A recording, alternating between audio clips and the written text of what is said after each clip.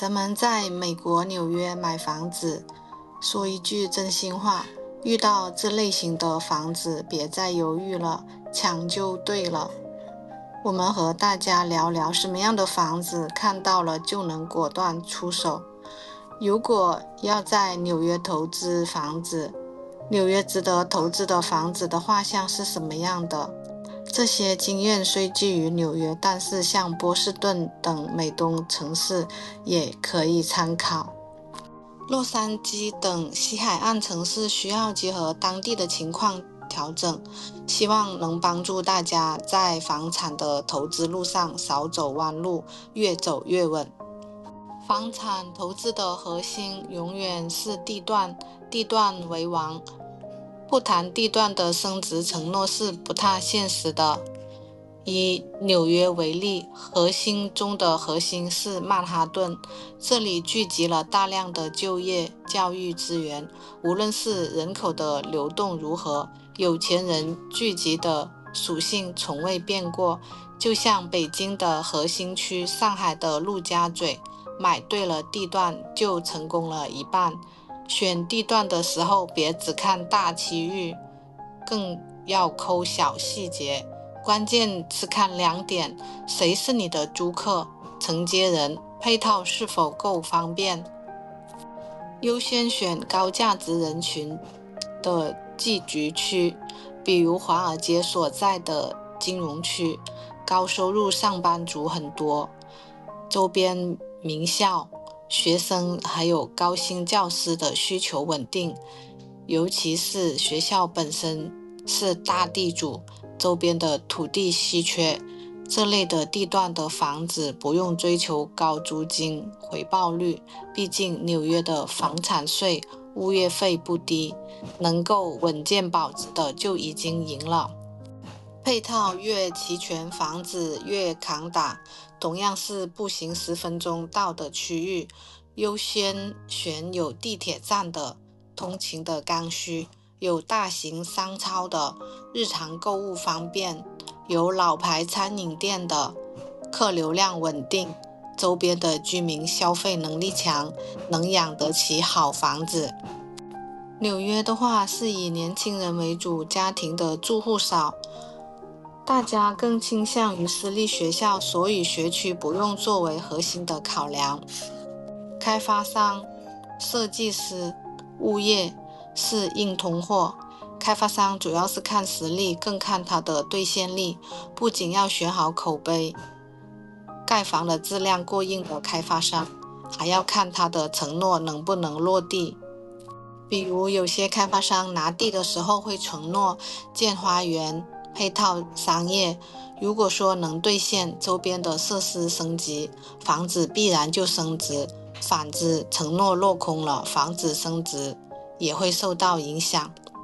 设计师、软装、硬装都要算加分项。在纽约，房子是谁设计的很重要，无论是建筑的设计师还是软装的设计师，知名的设计师的作品本身就是爱好者，不仅住得舒服，以后转手的时候，设计师的光环能让房子更受欢迎。户型持有成本，别为虚的多花钱。同在一个小区里面，户型的差异会直接影响租金和转手的难度。比如有人会问，多花10几万能买到看帝国大厦的景观的房子，值得吗？建议就是，如果说以出租为主，户型相同的情况下，景观带来的租金溢价可能是好几年都赚不回的10几万，不如选个方方正正的好出租的户型，毕竟好租好转手比好景观更实际。另外，持有成本、装修费还有维护费也要算清楚，户型不合理、维护的成本高的房子，再便宜也不要再碰。不是说贵的是最好的，对照市场价，拒绝虚高。纽约有公开的房地产市场报告，比如今年的新楼盘的均价大概是$2000平方英尺，如果说某套房子卖到2600元每平方英尺，一定要问清楚贵在哪里，是地段特别好吗？还是用料设计远超同水平呢？如果说没有合理的理由的虚高，果断放弃。新楼蹲楼花前15%优惠最大。如果看好某个新楼盘，尤其是认准设计师地段好的项目，一定要在楼花阶段下手，而且要抢前15%的名额。这时候开发商为了快速回笼资金，会给出很实惠的价格，溢价空间也大，看准了就毫不犹豫的冲。提前想好退出的机制，投资房产不是买了就完了，一定要提前规划好怎么卖，什么时候卖，明确3个问题：多少钱买，计划持有多少年，想以多少钱卖出。确保房子能穿越周期，比如避开有施工缺陷、产权不清晰的房子，这类的房子哪怕再便宜，也可能在市场下行的时候扛不住，最后砸到谁手里。买房子的核心逻辑，永远想清楚以后谁来接你的房子，无论是租客还是下家，他们的需求才是房子保值升值的关键。在最近发布的2026年全球最佳城市的榜单当中，纽约市强势的拿下了第2名，纽约获评了2026年全球第2佳城市，凭这6点稳坐宝座，明年还要放大招。这份榜单覆盖全球400个100万人口以上的都市，从宜居性、吸引力、繁荣度3个维度综合评选。伦敦已经连续11年的蝉联榜首，而纽约始终稳居次席。评选方总结了纽约的6大核心优势出圈，全球关注度。在统计当中，纽约稳居全球热搜的榜首，成为全世界最受关注的城市之一。商业巨头的聚集地，大型企业排名位列全球第2，强大的经济实力让纽约成为了全球商业的核心枢纽。旅游业的强势复苏，2025年的预计迎来将超6400万的游客，创下纽约旅游史上最高的纪录，人气持续爆棚。基建升级换新，耗资190亿美元打造的 JFK 机场1号新航站楼正在成型，将成为连接全球的超级门户。城市创新不停步，曼哈顿拥堵收费计划落地，写字楼改住宅项目推进，让城市发展更智能高效。天际线与话题度双高，摩根大通新总部，哈德逊城市广场新规划重塑城市地标，新任市长相关的政治动态也持续引发全球的关注。纽约旅游与会议局总裁兼首席执行官朱利科克表示，这份排名印证了纽约无与伦比的活力、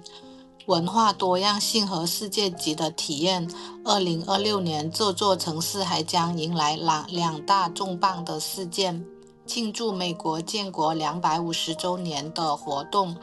万众瞩目的国际足联世界杯赛事，届时纽约将向全球游客全方位地展现其独特的魅力，成为年度必访的全球目的地。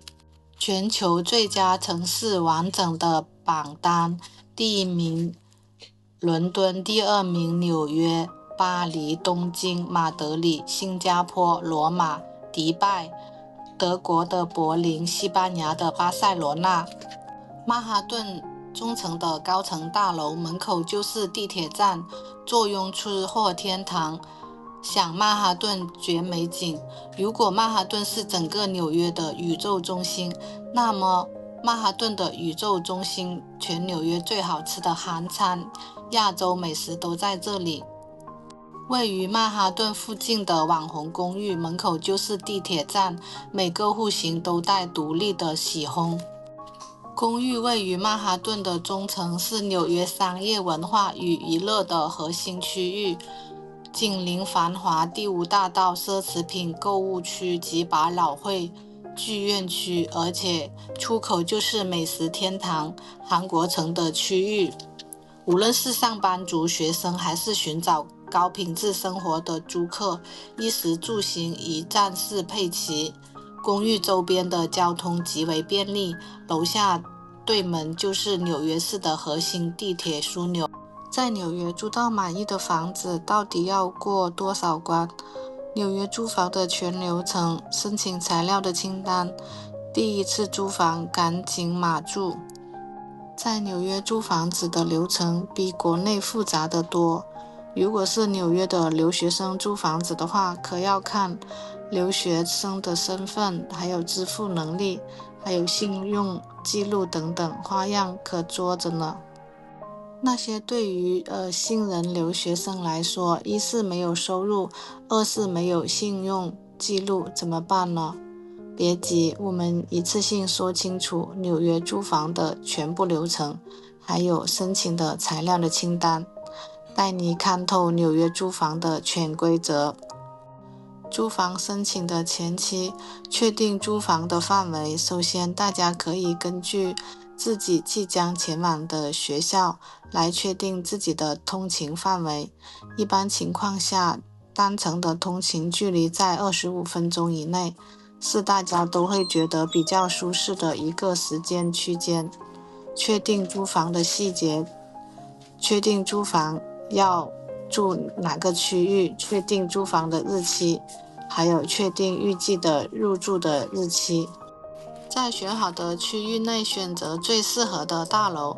这一步很建议大家去找一个熟悉当地的中介，毕竟是自己不熟悉的地方，比起在网上面获得的信息，或者是在当地1-2周的生活经验，也没有专业的中介来得快。这样可以节省大家的时间，以及避免很多初次租房踩坑的地方。选好心仪的大楼之后，咱们还要进行租房的申请。租房的申请又需要准备哪些材料呢？这里将会按照要求最严格的房东标准来给大家举例说明一下。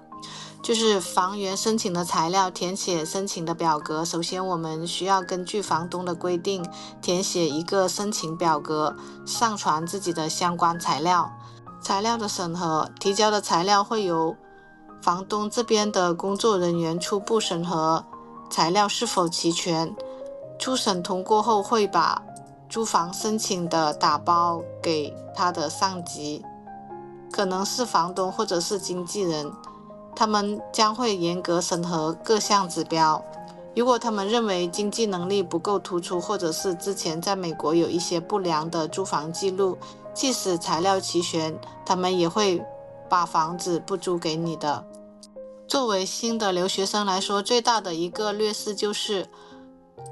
无在美国收入，无在美国的信用记录，无在美国当地担保人来做担保。那么新生该怎么办呢？我们会建议新生先去做一个担保。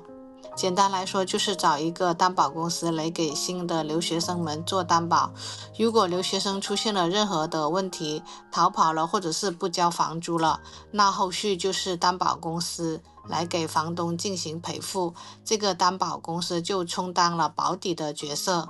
部分要求严格的公寓可能还需要缴纳学费的确认函、本学期注册课程的课表、美国的银行账户，在账户中存足够3个月的房租。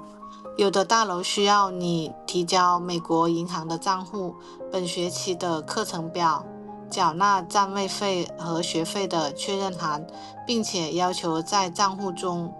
存足够3个月的房租。这些材料就是为了证明学生身份和他的支付能力。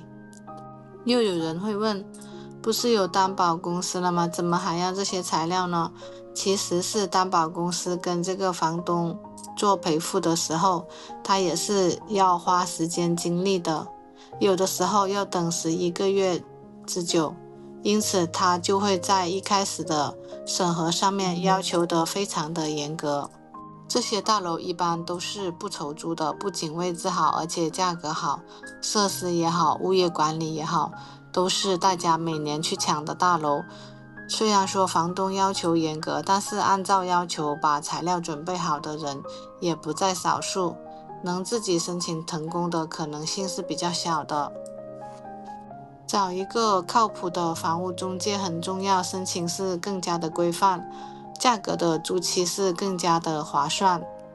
从大楼的角度来说，希望他的租客每个人都能提交精心整理过的材料，这样他就可以减少他的工作流程，增加工作效率。每年旺季房源变化非常快，好楼都是靠抢的。通过精心的材料整理，会确保递交的申请材料是100%符合这个大楼要求的，这样就能保证大家第一时间能拿到自己想要的房子。租房申请后续流程，这里不得不再次提到房屋中介的好处。在租房的旺季，一个大楼可能会收到大量的咨询和申请，由于人力有限，可能会出现漏掉材料的情况。及时签订租房合同，大楼批准后及时签订合同，缴纳租金和押金以及担保费，有时候晚一天，房租相差的不是一丁点。公寓的所有重要通知都会直接发送到你的申请邮箱，包括合同、账户激活、押金缴纳等等的信息。公寓会通过邮件发送一个账户链接，关注邮件，这是你未来整个租期内的服务中心，用于缴纳房租、提交维修工单、紧急通知接收等等。初到美国，面对陌生的环境和流程，是不是有点手忙脚乱？大家别忘了，落地之后有2件大事：办电话卡和开银行账户，一步到位搞定基础生活的需求，让您快速适应美国的节奏。在美国，通讯是连接生活、学习的基础，选对运营商和套餐是很重要的。银行账户在美国，日常消费、交学费、收生活费等都是离不开银行账户的，选对银行账户的类型是很关键的。美国银行的账户分为2种，一种是支票账户，另外一种是储蓄账户。想攒信用分，顺便开张信用卡。信用分在美国很重要的，租房、买车、贷款都要看。纽约的冬天，一半是第5大道的圣诞灯光，一半是高速堵车的崩溃。在美国，不是所有的城市都有地铁，都拥有地铁的基本都是大城市。这些地铁大多是历史悠久，久之而来的问题也不少，堵车冒烟是常事，偶尔还会遇到紧急的疏散。地铁的内部更是难逃老旧破脏的现象。更让人头疼的是，地铁出行充满了不确定性，不仅可能临时改线跳站，还经常不提前通知，晚间和周末的路线变动更加频繁，所以坐地铁出门一定要提前检查好路线，并且至少预留15分钟的缓冲时间，避免因突发的状况耽误了行程。很多人以为美国人都住在繁华的都市，实则是恰恰相反的。大部分的美国人的成长和生活主场都是我们口中的乡下或者是郊区，因为城里多数是上班族、学生和新地居的年轻人，这里有丰富的娱乐活动，看剧、逛街一应俱全，节奏飞快。到了组建家庭的阶段，大多数的美国人会果断地搬到有优质学区的郊外，住进带院子的大房子里面，远离市中心的喧嚣，享受宁静的家庭时光，这才是他们心中真正的美式生活。如果您喜欢我的视频，欢迎点赞关注，请订阅。